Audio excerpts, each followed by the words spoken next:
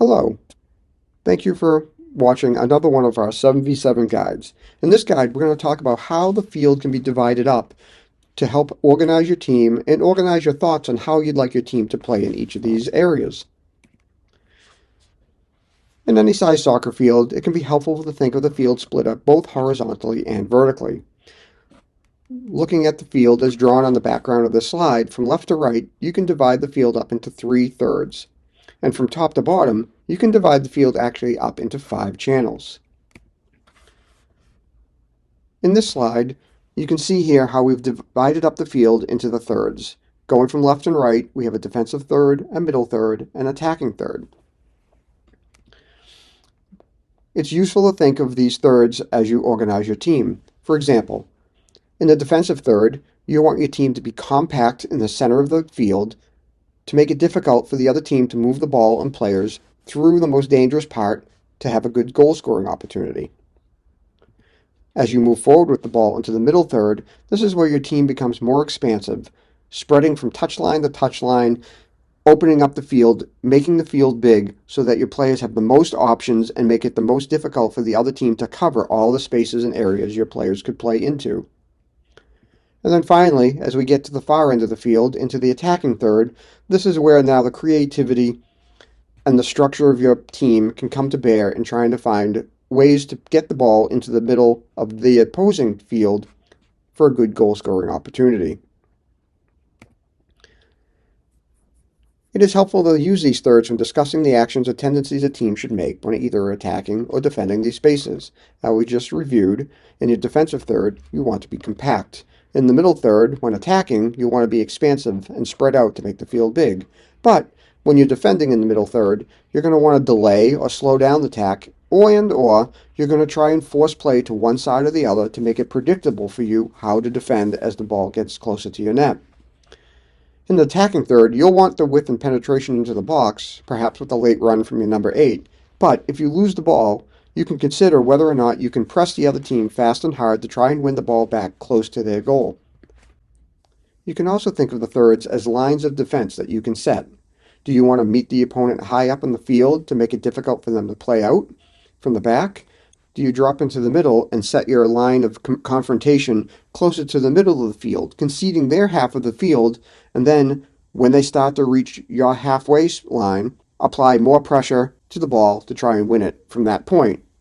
Or are you going to drop your players all the way back, what's sometimes called as parking the bus, in front of your goal area, making it very difficult for perhaps a more talented team to play through that area, hoping that you can win the ball and strike on the counterattack with a quick pass over the top into the spaces left behind when the other team has pushed up onto the field?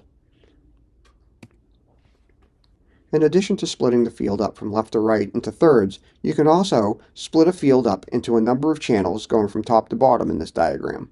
As you can see here, we have the left channel, the right channel, and the center channel, which are common and can be easily imagined, but also these two extra spaces that, as the field gets bigger, become more and more important: the left half space and the right half space.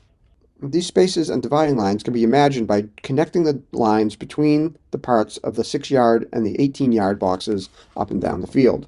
When attacking, these half spaces can become very valuable, as they really represent areas that are difficult for traditional defenders to defend because they're in between traditional areas. They're not inside the center channel, they're not in the left channel, and by bringing a player into that space, you can create overloads and 2v1s and 3v2s as you go into the attack. Also, passes from or through the half spaces tend to be diagonal in nature, which again cause problems for defenses because now they have to choose whether to protect the space or chase the ball or runner who's coming across diagonally to meet that ball. For example, in this setup here, the ball is in the left channel with the number 7, and the two central defenders have shifted over and they're in a pretty good position to block the lanes. But by adding a player into the half space, you now have created a 2v1 with that outside center back, and in a bigger picture, you've created a 3v2. Now that central defender has to make a choice. Do they go towards the number 8 to help out their outside back, or do they stay with their number 9 and leave that outside back in a 2v1 situation? This is where sometimes the half spaces can become very helpful when adding a runner. In this diagram, when the players move diagonally from half space to channel or from channel to half space, it now creates opportunities for confusion, as now the defenders have to decide, do I follow the runner or do I maintain my position in the space? With number 8 having the ball and the 9 and the 11 making those diagonal runs, it now creates 3 different passing options depending on what the 2 defenders do. Do they stick with their original markers? Do they stay in their spaces, or do they try and pick one?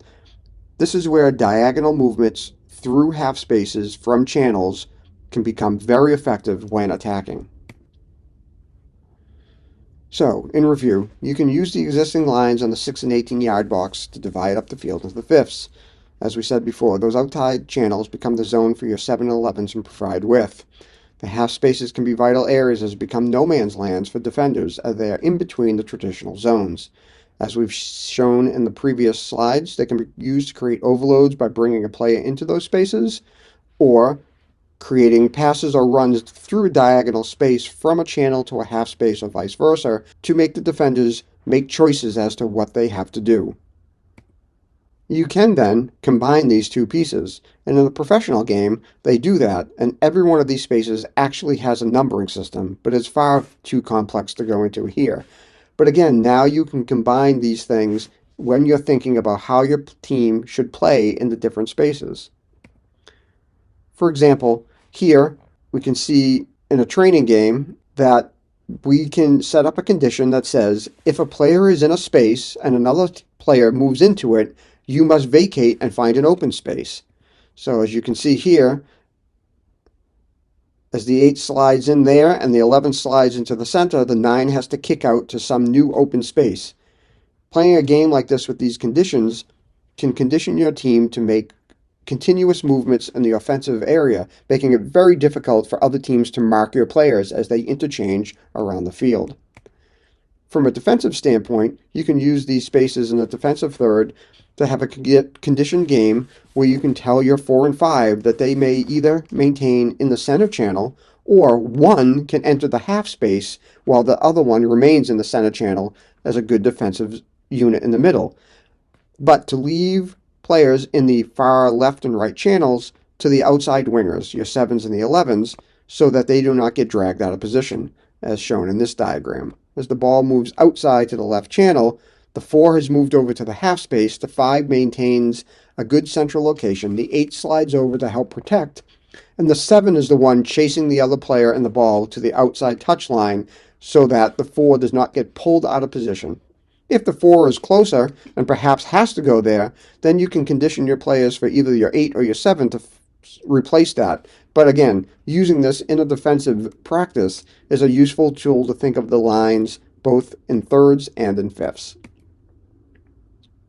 So, in review, at the highest levels, combining the channels with the thirds divides the fields up into many zones, and as we said, this is an advanced concept, but you can use this in simpler ways, as shown in both the offensive practice that we showed, or in defense, maintaining structure with your defenders to have defensive discipline to stay where they need to be and not get dragged out of position. We realize that this can be a little bit more of an advanced topic, but as coaches, it's helpful to think of the field in these ways to help structure your practice and also to help instruct your players on where and how to react depending on where the ball and the play is in. We hope this is helpful. Thank you so much. Have a great day.